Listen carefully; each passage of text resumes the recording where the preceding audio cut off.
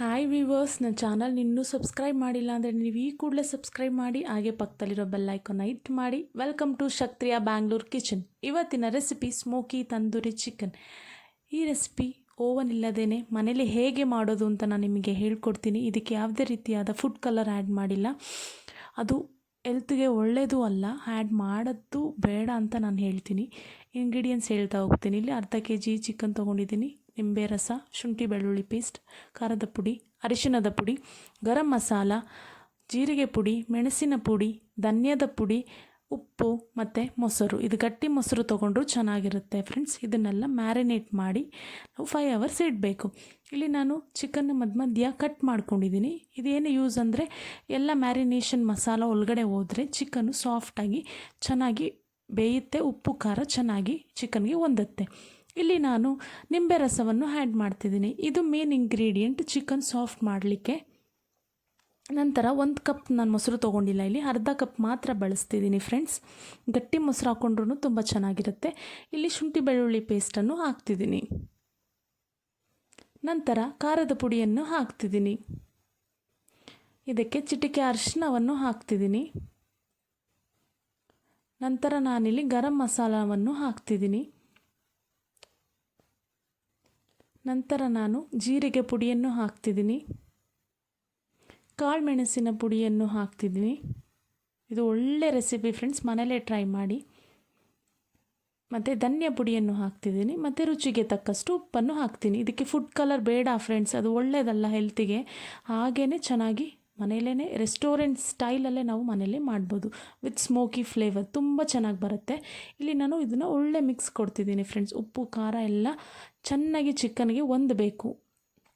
ನೋಡಿ, ಇಲ್ಲಿ ನಾನು ಚೆನ್ನಾಗಿ ಕಲಸಿ ಇಟ್ಟಿದ್ದೀನಿ. ಇದನ್ನು ನಾನು 5 hours ರೆಫ್ರಿಜಿರೇಟರಲ್ಲಿ ಇಡ್ತಿದ್ದೀನಿ. ಅಂದರೆ ಫ್ರಿಜ್ಜಲ್ಲಿ 5 ಗಂಟೆಗಳ ಕಾಲ ಇಡ್ತಿದ್ದೀನಿ. ಇಲ್ಲಿ 1 ಟೇಬಲ್ ಸ್ಪೂನಷ್ಟು ಬೆಣ್ಣೆ ಮತ್ತು ಮ್ಯಾರಿನೇಟೆಡ್ ಚಿಕನ್, 5 hour ಮ್ಯಾರಿನೇಟ್ ಮಾಡಿದ್ದೀವಲ್ಲ ಆ ಚಿಕನ್ನು, ಮತ್ತು ಇಲ್ಲಿ ನಾನು ಎಣ್ಣೆ ತೊಗೊಂಡಿದ್ದೀನಿ. ನೋಡಿ ಮ್ಯಾರಿನೇಟ್ ಆಗಿದೆ, ಎಷ್ಟು ಚೆನ್ನಾಗಾಗಿದೆ ಅಂತ. ಈ ಥರ ಆಗಬೇಕು ಫ್ರೆಂಡ್ಸ್, ಚೆನ್ನಾಗಿ ಅದು ಹಿಡಿಯುತ್ತೆ. ಈಗ ಒಂದು ಪ್ಯಾನಿಗೆ 1 ಟೇಬಲ್ ಸ್ಪೂನಷ್ಟು ಬೆಣ್ಣೆ ಹಾಕ್ತಿದ್ದೀನಿ. ನಂತರ 3 ಟೇಬಲ್ ಸ್ಪೂನಷ್ಟು ಎಣ್ಣೆ ಹಾಕ್ತಿದ್ದೀನಿ. ಬೆಣ್ಣೆ ಕರಗದ ಮೇಲೆ, ಎಣ್ಣೆ ಹೀಟ್ ಆದಮೇಲೆ ನಾನು ಒಂದೊಂದೇ ಚಿಕನನ್ನು ಹಾಕ್ತಾ ಹೋಗ್ತೀನಿ. ನೋಡಿ ಈ ಥರ.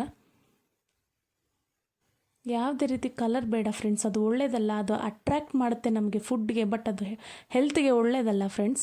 ನೋಡಿ ಆ ಕಲರ್ ಹಾಕದೆ ಹೋದರೂ ಯಾವ ಥರ ಕಲರ್ ಬರುತ್ತೆ ಅಂತ ನೀವು ನೆಕ್ಸ್ಟ್ ನೋಡ್ತೀರಾ.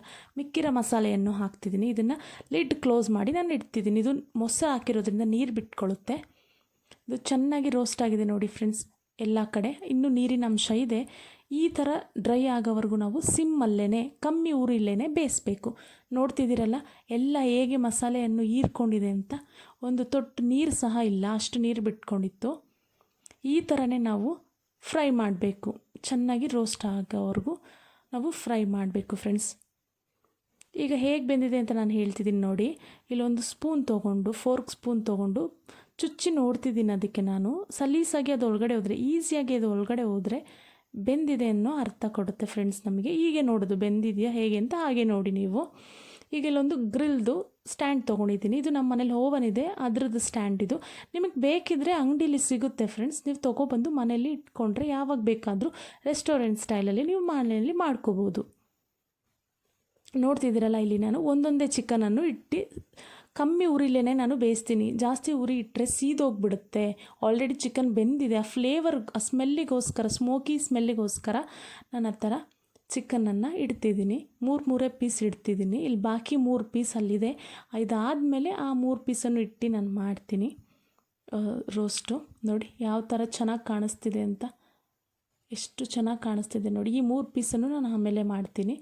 ನೋಡಿ ಎಷ್ಟು ಚೆನ್ನಾಗಿ ರೆಸ್ಟೋರೆಂಟ್ ಸ್ಟೈಲ್ ಥರನೇ ಕಾಣ್ತಿದೆ ಅಂತ. ಸ್ಟವ್ ಸ್ವಲ್ಪ ಗಲೀಜಾಗುತ್ತೆ, ಅದನ್ನು ಆಮೇಲೆ ಒರೆಸ್ಕೋಬೋದು, ನೋ ಪ್ರಾಬ್ಲಮ್. ಇಲ್ಲಿ ನೋಡಿ ಎಲ್ಲ ಪೀಸ್ ಇಟ್ಟು ನಾನು ಹೈ ಫ್ಲೇಮ್ ಕೊಡ್ತಿದ್ದೀನಿ. 2 minutes ಹೈ ಫ್ಲೇಮ್ ಕೊಟ್ಟು ಆ ಸ್ಮೋಕಿ ಫ್ಲೇವರ್ ಬರೋ ಥರ ಮಾಡ್ತಿದ್ದೀನಿ. ನೋಡಿ ಎಷ್ಟು ಚೆನ್ನಾಗಿ ರೆಸಿಪಿ ರೆಡಿ ಆಗಿದೆ ಅಂತ.